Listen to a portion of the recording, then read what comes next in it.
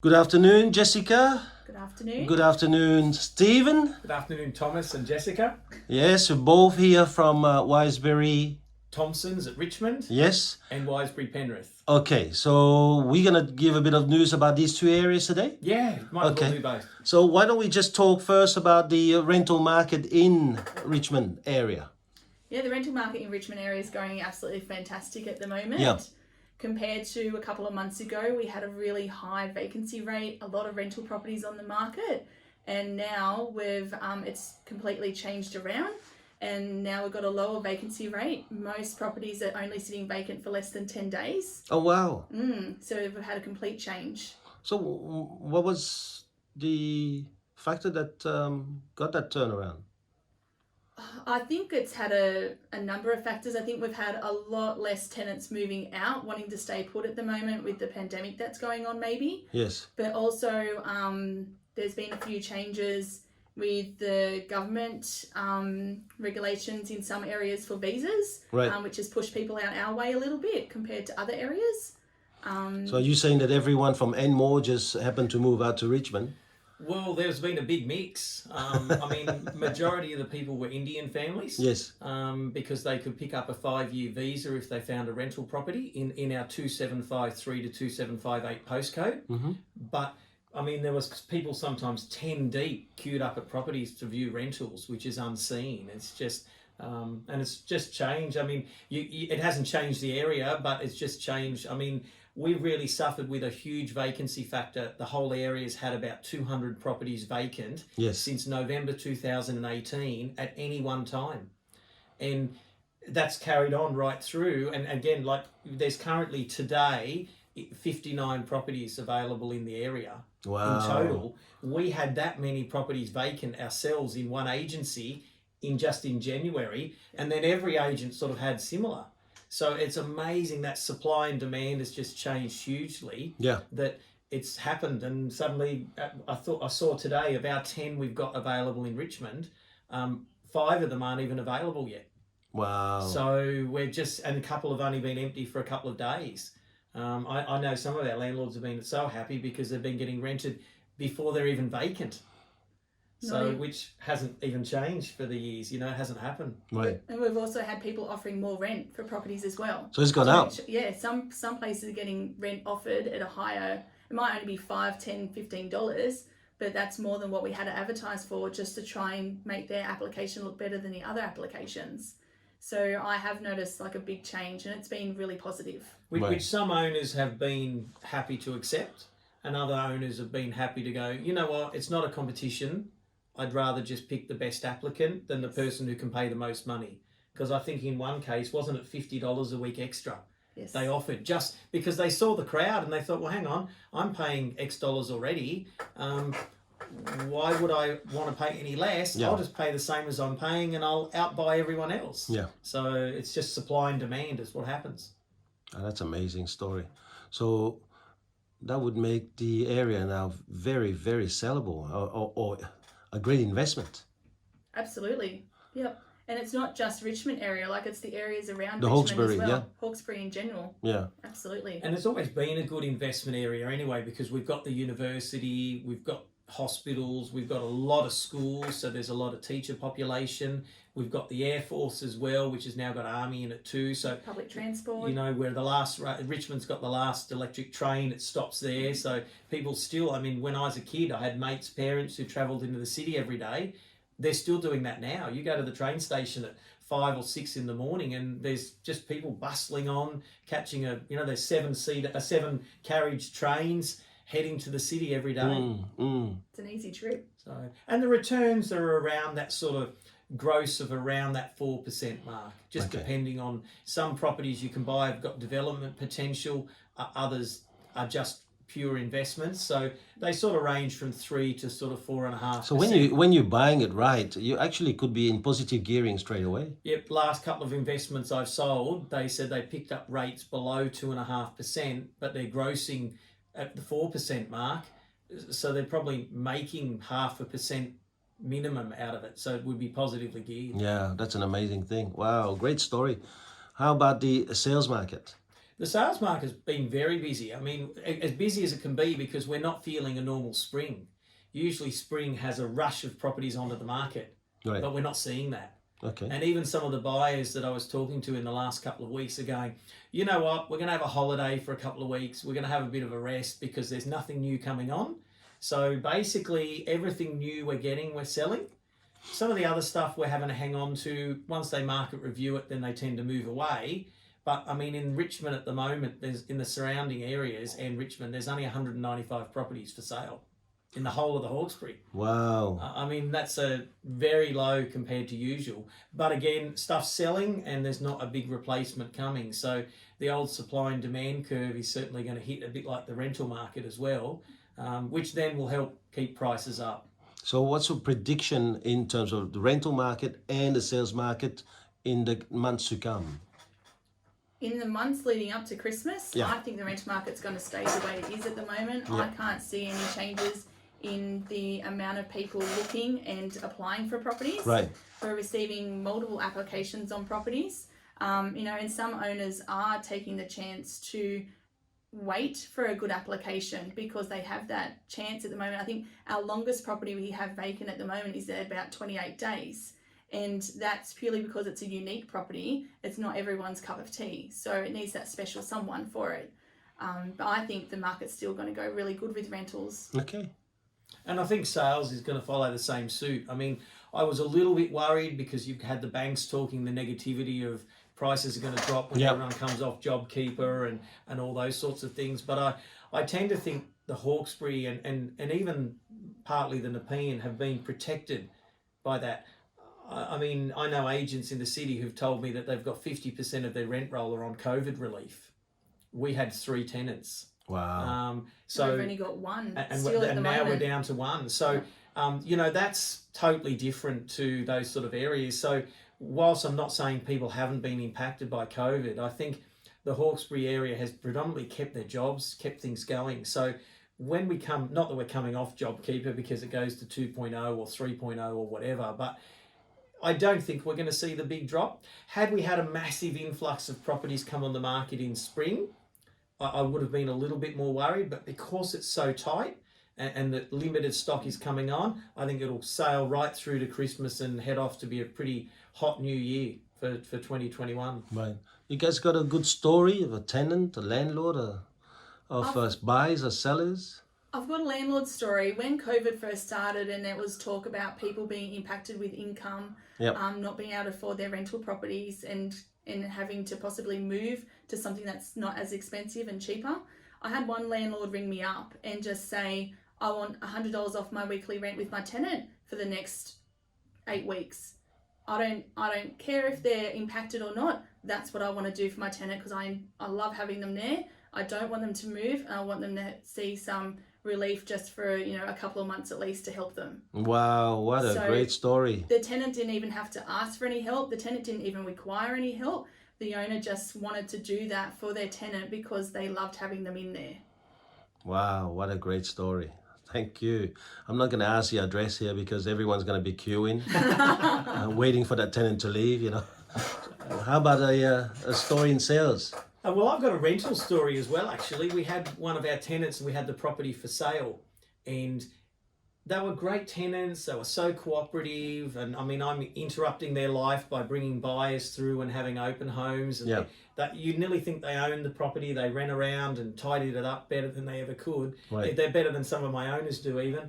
And when it came time, she said, look, we are going to move. We can see that it's all first home buyers coming to look at our property. We need to go. She said, we will only look at properties with you. Can you show us what we've got available? Arrange some inspections. And whilst I don't go out and show rentals every day, I made those arrangements for them. And they now moved from one to the other. And it was I like the story because they've been with us for a few years and they really didn't want to leave. And she did compliment us even. She said, if I owned a property, you'd be the first agents to manage it, because she said, you are tough. Your girls are very stringent on what they do, but they're also very fair. And she said, we enjoy working with them. And she said, you brought your whole sales team through and you did the same. So it was a nice feeling that, hey, I didn't scare someone away. We didn't lose them because of another thing happening. So But Very nice. We've had landlords that have become, we've had tenants that have become our landlords. Yep. And vice versa. Yep. So it just shows that if you do the right thing, you're ethical about everything, you are tough but fair, that's what we like to think. The reward does come later on and people can see what you're all about. Okay.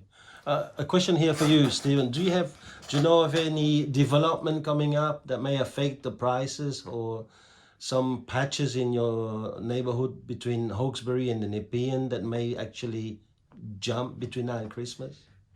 Between now and Christmas, probably not. I don't think I've got anything that's just going to jump in price in the next 6 months, or the next sort of 4 or 5 months. But there's a lot of opportunities out there. I mean, if we look at sort of, Richmond come Hobartville, for example.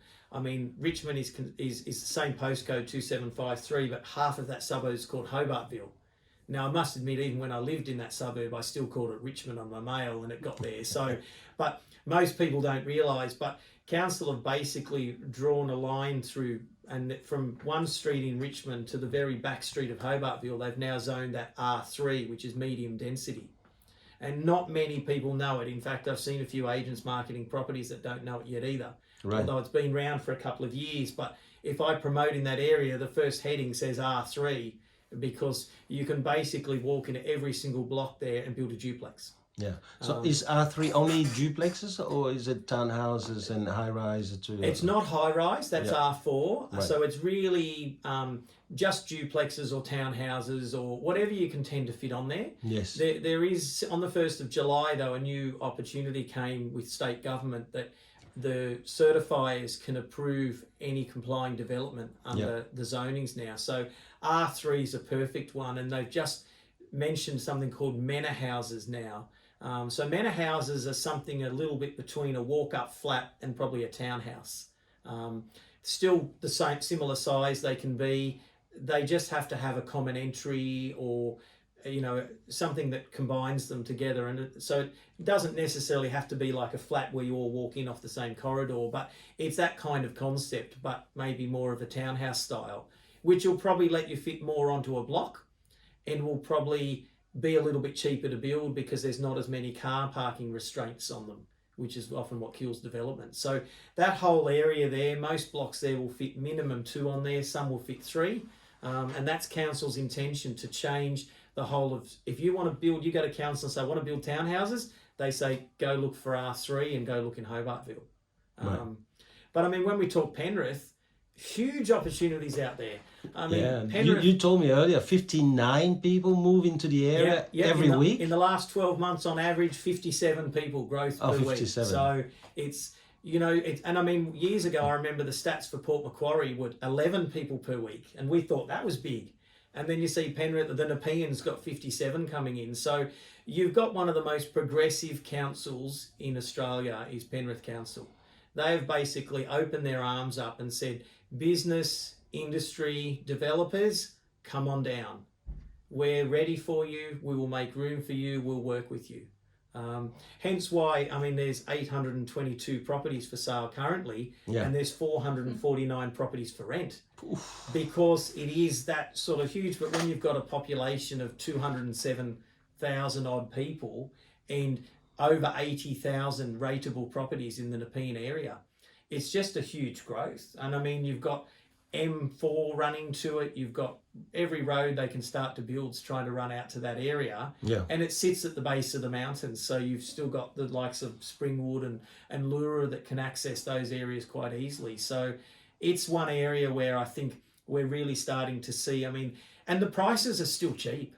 I remember 3 years ago, you would pay like $1,300 a square metre for R3 properties in the Nepean area. Yep. Now you can buy the same ones for less than $1,000, $800 to $1,000 a square metre. So that's huge. All right, the market's going to pick up and change again, but the units are still selling for the same price they were when they were at $1,300 a metre to buy the land. So there's so many opportunities, and that's where a lot of the R4 and the high-rise development. I mean, I had a lady in an open on the weekend, and she just sold her property for $1 million. Developer had walked in, intends to bulldoze it, and bought the whole street. and they're all in that vicinity to the hospital and the sort of centre of town. They're just going, let's go high, let's build what we need to. So 8 and 10 story apartments are just popping up everywhere you see. So there's a lot more supply over there because of that. But when you've got 57 people a week on average moving in, it's going to pick up that supply definitely. Wow. And it's affordable, Wow. which is even better. I mean, a multi-story unit is cheaper in Penrith than it is in Richmond. Oh, wow. You know, like it's just... It's a tougher rental market in Richmond, in Penrith. Yeah. You've got a lot more diversity, and because their older units are a lot more high-rise than Richmond was probably used to. Yeah. I mean, people say, when can I buy a multi-story unit in Richmond? Probably never, unless they change the zonings. There's not even any more land left to build on them. They're all 40 years old and that's it. So, but it's just, I guess you look at both our markets and it's such a cross-section. People want to move from the Hawkesbury to the Nepean, and so many people want to upgrade to acreage and move from the Nepean to the Hawkesbury. But then we also have that same cross-link up to the Port Macquarie area. The number of referrals I get from even the Central Coast and then Port Macquarie and Foster in the Nepean area that want to move up to the mid-north coast. So it's fortunate to have a family network of Wiseberry offices that we can just send people between, and you know they're going to get looked after just as well as they did here when they buy up there or they sell here to move there. It just makes it easy, but certainly a great area to work in. Yeah. What I love the most about your strategy, you have an office in Penrith, which is one of the fastest growing area. And then you have Richmond, which is really big on lifestyle, Hawkesbury River and all the, golfing area and open area. You actually own both of these offices. Yes. Like a lot of people say, yeah, but we have an LG hooker here, we have an LG hooker up there, but they don't know each other.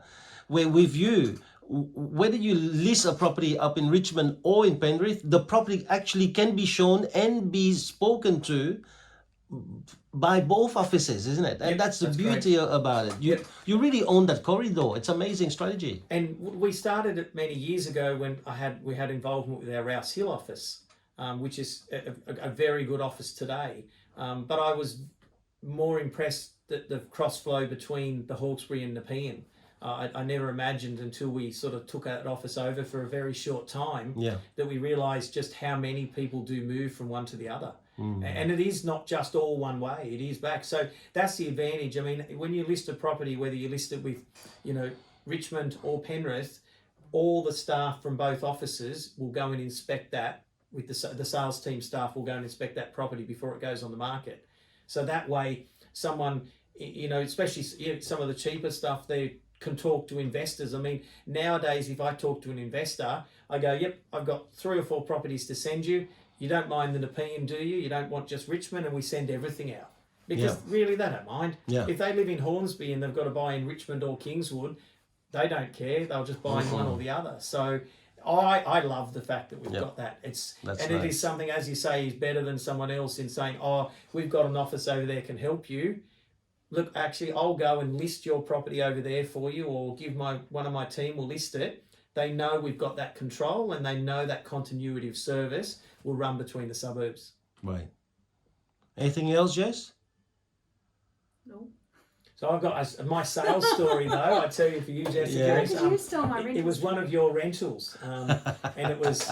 Oh, you've had one. It's all right. It was one of your rentals actually that I put up for sale, and very first open, and we really thought we'd test the market a little bit, and it had some good features. And we stood there for our first, and actually Lisa came with me that Saturday because I knew I'd need extra people. Yeah. And we were standing there at the open, and we had like 6 couples turn up. And the first couple that walked in were this young couple, a couple of little kids, but they had she was very, very pregnant. And she stood there and watched this crowd of people walk in, and on the way out, she whispered to me, "We're buying this property today. You just have to tell me how to do it." And I said, well, we just need to move everyone else out of the way. And that's what happened. We worked out the settlement time because we needed to get the tenants out and get the lady in. It sold for full price at the first open. Yep. And she just needed to be in time to have a baby, and off they go. And then you rented. And those tenants actually moved in to another rental property of ours owned by the same owner. Wow. And it was just coincidence, really. I mean, you know, we just said, hey, we've got this property, not telling them. And they go, yeah, that'll suit us fine. And it was the same landlord. So landlord was happy. They kept their same great tenants. And swap over. we could then move them out a little bit quicker Yep. so that the lady and their family could get in before she was due to have the baby. And she loves it. I was talking to her the other day, and they love the area. That she said it was just luck. We widened our area out slightly. We walked in and we realised how much better value we could get. Yeah. She said we stopped looking in the hills and went to the Hawkesbury and just opened up so many opportunities for them. So I was just so happy for them that I'm dropping in next week with a few gifts for the baby, and they've moved to our area. Wow. It's a good home with a lot of potential. Such a good home, that one. It is, definitely. So I love it. You guys really actually do care even for your tenant. That's an amazing thing, you know, and your buyers and sellers. So I think that Wiseberry Penrith and Wiseberry Richmond, they really applying that different in the way we care motto. Very nice. you need to. I mean, and it even goes as far. I mean, Jessica's coming into her 17th year since she first started with us. Obviously, she was like 5, she says, because she's not really that old. But it's the same. I mean, our newest person in our Richmond team is been with us for 1.5 years. Our property management staff, the minimum for there is hit past 5 years. And then obviously up to, you know, the Kiris at sort of 10 and 12 years, and then Jessica up to 17. So I think if, you know, what was that saying? If you treat your staff right, they'll always look after your customers. Yeah. And I think that's part of what we try to do. And on that note, not talking about treating our staff right, but we're on a mass recruiting drive at the moment. Yes. Because COVID didn't slow us down at all. So I've got about 4 or 5 spare desks in Penrith that I'm looking to fill up very quickly. So if anyone who's out there happens to know someone looking for a career in real estate sales, definitely get in contact, because we're certainly having to, you know, when one suburb is 10,000 homes, how do you make a poor salesperson manage 4 or 5 suburbs? It's just impossible. Correct. So great area to come and work in. Wow. Thank you very much for today, guys. Thank you, That's right. Thomas. Thanks, Thank you so Thomas. much. See you next Thank month. you. Bye.